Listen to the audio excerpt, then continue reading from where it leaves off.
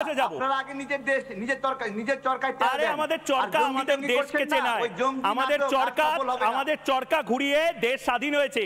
আমাদের দেশের ওই চরকাটা যদি না ঘোরানো হতো বাংলাদেশ তৈরি হতো না, ব্রিটিশরা পালাতো না। আপনারা নিজেদের চরকায় তেল দেন।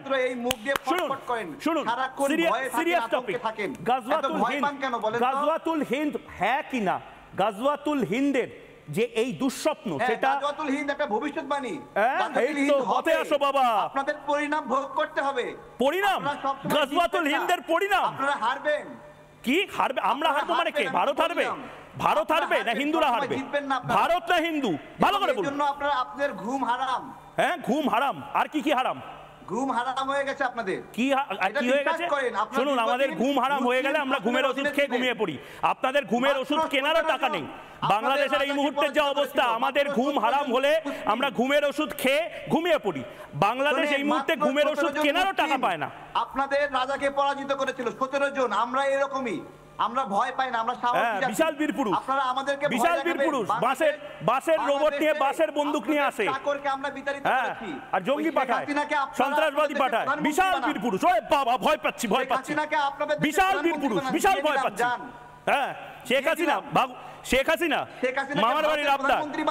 শেখ হাসিনাকে দেব না, শেখ হাসিনাকে দেব না, শেখ হাসিনাকে, শেখ হাসিনাকে ফেরত দেব না, দেব না শেখ হাসিনাকে ফেরত। কি করবেন? শেখ হাসিনাকে ফেরত দেব না। আরে আমি বলছি তো শেখ হাসিনাকে ফেরত দেব না, যা ইচ্ছা করে জয়দীপ। আরে দেব না ফেরত, আবার আসছেন ঝগড়া করতে। বলছি তো দেব না ফেরত, দেব না শেখ হাসিনাকে ফেরত। জান কি করবেন? মোদির সঙ্গে শেখ হাসিনা, আরে আবার মোদির নাম শুনলে গোটা বাংলাদেশ থরথর করে কাঁপে।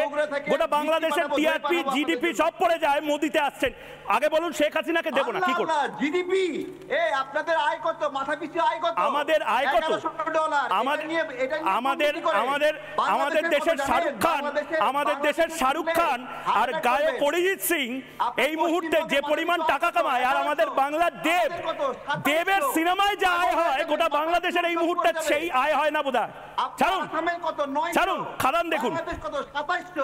ত্রিপুরার মাথাপিছু আয় কত? 800। কি বলছেন? ওষুধ দিন, পিসিআর ওষুধ দাও।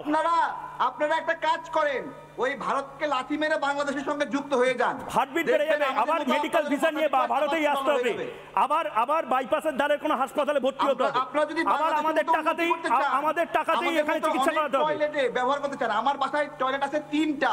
কি 3টা? অফিসে একটা বেশি টয়লেট নাই। আপনি দেখেন এখন এই ভিডিওতে, আমার অফিসে এখানে 2টা আছে টয়লেট। আপনার অফিসে একটা বেশি টয়লেট নাই। আপনারা ওই টয়লেটেই থাকুন, ওই টয়লেটেই ঘুমান। মাফ করুন আমাকে, আপনি ওই টয়লেটেই থাকুন। আপনাদের ডেভেলপমেন্টের ইন্ডেক্স হচ্ছে টয়লেট। আপনার দেশের মিছিল আপনি থাকুন ভালো করে, টয়লেটে একটা বালিশ নিয়ে নিন, একটা কোল বালিশ নিন। তারেক ভাই একটা কোল বালিশ নিয়ে শুন, টয়লেটে শুয়ে থাকুন। ওই টয়লেটে শুয়ে হিজবুত তাহরির আর আনসারুল্লাহ বাংলা নিয়ে স্বপ্ন দেখেন। কি বলবো বলেন? এমন মিছিল বিশ্বের কোথাও আছে? মাঠে ঘাটে হাঁকবো না, গু আর খাবো না, এইটা কোনো কথা? আপনারা কি পর্যায়ে নিজেদেরকে নিয়ে গেছেন? জয়দীপ দা অনেকক্ষণ ধরে হাত তুলছেন, আমার ডিবেটের সময় শেষ। কিন্তু জয়দীপ দা, এটা হচ্ছে সিনারিও। শীতকালে ভালো সার্কাস দেখতে হলে বাংলাদেশে দেখুন। নানা ধরনের কন্টেন্ট দেখার জন্য লাইক করুন,